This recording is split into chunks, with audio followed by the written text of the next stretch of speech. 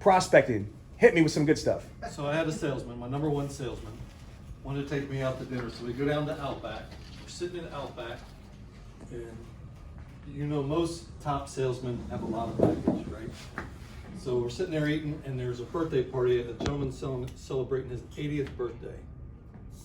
So there's about 24 people there. He grabs the waiter and says, "Hey, when that check comes, bring it to me." Like, you crazy?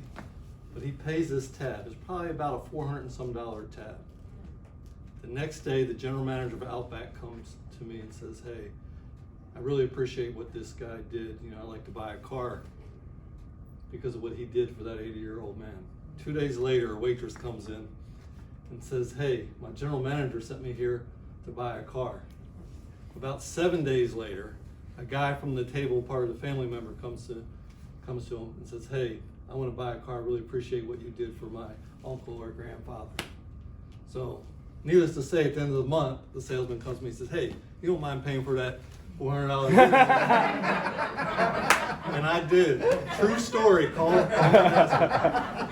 So you can prospect anywhere. But it taught me, we were talking last night, you know, a lot of us as salesmen, especially entry-level salespeople, we're almost ashamed of what we do. Car salesmen, you know, just have a bad reputation. But, you know, this guy loved what he did, and he went everywhere. And he was a 60, 70 car salesperson, but everywhere he went, you know, if he went to McDonald's, everybody at McDonald's knew he sold cars and where he sold cars. So just be proud of what you do and promote it.